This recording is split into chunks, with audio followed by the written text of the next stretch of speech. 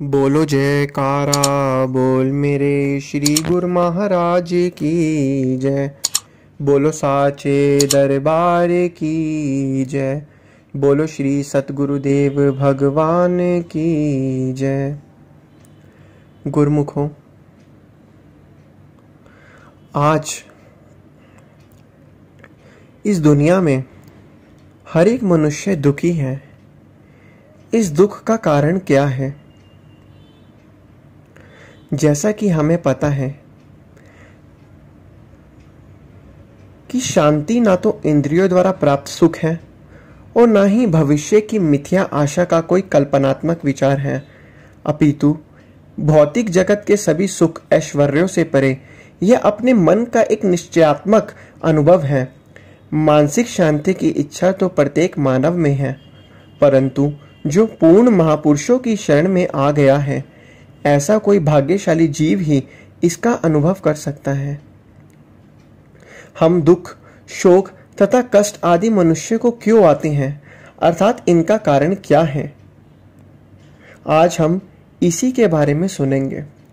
मानव परमात्मा की सर्वोत्तम एवं सर्वतोत्कृष्ट रचना है और मालिक का अपना ही प्रतिरूप है, इसलिए उसमें वह सभी गुण होने चाहिए जो उसके परम पिता परमात्मा में है। परमात्मा सर्वदा दया में, करुणा में और प्रेम में है। वह कभी किसी से घृणा नहीं करता। दुख, शोक, चिंता आदि उसके लिए सर्वथा अज्ञात है। तब फिर उसका ही प्रतिरूप मनुष्य दुखी क्यों है? वह अपनी मौलिक संपत्ति मन की शांति तथा नित्य सुख से वंचित क्यों है? सत्य मार्ग के सच्चे जिज्ञासु को इस प्रकार के कई प्रश्न व्याकुल करते हैं। युवा पीढ़ी इस प्रकार के जटिल प्रश्नों के समाधान के लिए व्यग्र है। मानव, जो कि अपनी परिस्थितियों का संचालक स्वयं हो सकता है, वस्तुतः अपनी इंद्रियों का दास बनकर रह गया है। अपनी निम्न कोटि की इच्छाओं को संतुष्ट करते हुए वह व्यर्थ ही समझता है कि इससे उसे मन की शांति, जिसे वह खो चुका है, प्राप्त हो जाएगी। उसका उद्देश्य तो उच्च है, लक्ष्य का चुनाव भी भली भांति किया गया है, परंतु उसकी खोज अनुचित दिशा की ओर है। जो उसका लक्ष्य है मानसिक शांति की प्राप्ति, वह तो उसके भीतर ही है, किंतु वह उसकी खोज बाह्य पदार्थों में कर रहा है। तो इस प्रकार वह अपने उद्देश्य में सफलता कैसे प्राप्त कर सकता है? उसकी खोज का यह अनुचित ढंग ही उसके दुखों का मूल कारण है। यह इसलिए कि वह स्वयं को शरीर समझता है, जबकि वास्तव में उस शरीर से परे शरीर रूपी यंत्र को चलाने वाली अंतः शक्ति है। यह शरीर उसे इसलिए मिला है ताकि वह आत्मा पर अनंत वर्षों से जमी हुई विषयों की गंदगी को साफ कर सके। यह शरीर तो उसे आत्मा की उन्नति तथा शांति प्राप्त करने के लिए मिला था, परंतु अज्ञानता के कारण आत्मा समस्त जीवन भर शरीर की सेवा में ही लगी रहती है। अतः मानव को उचित दिशा की ओर मुड़ना चाहिए, अपने भीतर देखना चाहिए जहाँ उसके जीवन का लक्ष्य है। तभी वह आनंद अनुभव कर सकता है और अपनी खोई हुई उस समस्त शाश्वत सुख को प्राप्त कर सकता है। यह कहावत है कि मछली नीचे पत्थर से अपना सिर टकराने के बाद ही सतह पर आती है। यह स्वाभाविक ही है, क्योंकि जब लोलक, जिसे हम आम भाषा में पेंडुलम भी कहते हैं, अपनी अंतिम सीमा पर पहुंच जाता है तो उसकी प्रतिक्रिया अवश्य होती है। इसी तरह मानव जब अपने ऐश्वर्य में जीवन से शुद्ध हो जाता है तो वह भौतिक विचारधारा से विमुख होना चाहता है और उसके मन में राहत, शांति और आराम की इच्छा पैदा होती है। जीवन भर वह धन दौलत के लिए, समाज में ऊंची पदवी को पाने के लिए तथा ऐश्वर्य संपन्न जीवन व्यतीत करने के लिए पागलों की भांति भागता है। पवित्र तीर्थ स्थान तथा मंदिरों का भ्रमण भी करता है। यह सब इसलिए करता है कि वह ऐसी शांति जहाँ कोई बेचैनी अथवा चिंता ना हो, जहाँ केवल शांति और आनंद हो, ऐसी मानसिक अवस्था को प्राप्त कर सके। किंतु यह सब कुछ करते हुए भी दुर्भाग्य से अपने लक्ष्य को प्राप्त करने में असफल रहता है। इन सबसे उसके दुख, चिंता तथा परेशानियां बढ़ती ही जाती हैं।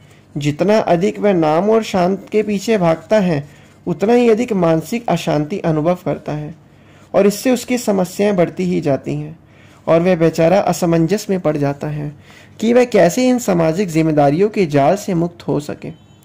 जिसे उसने स्वयं ही अपने चारों ओर बुना है। इससे उसे जीवन के प्रति अनिच्छा हो जाती है और वह उन चिंताओं से छुटकारा पाना चाहता है जिन्होंने उसकी रात की नींद हराम कर दी और मानसिक वेदना से परेशान कर दिया। परंतु मनुष्य अपनी इन समस्याओं के समाधान के लिए कहाँ जाए, यह एक समस्या है। वैज्ञानिक और संत दोनों ही मानव कल्याण के लिए कार्यरत हैं। दोनों ही मनुष्य को दुख और चिंताओं से छुटकारा दिलाते चाहते हैं, किंतु दोनों की परीक्षण प्रयोगशालाएं परस्पर नितांत भिन्न हैं। वैज्ञानिक दृश्यमान संसार में आनंद और शांति की खोज करते हैं। उनकी खोज केवल स्थूल शरीर के लिए सुख साधन जुटाने तक ही सीमित है। वह आत्मा के बारे में नितांत अनभिज्ञ है। परंतु संत जनों की प्रयोगशाला मनुष्य शरीर के भीतर ही है। वह मनुष्यों को बाहरमुखी से अंतर्मुखी करते हैं, जहाँ सुख और शांति का साम्राज्य है। निसंदेह विज्ञान ने एक लंबा मार्ग तय करने के मानव के लिए शारीरिक सुख जुटाने में काफी सफलता प्राप्त की है, किंतु यह विज्ञान उसे मानसिक शांति देने में असफल रहा है।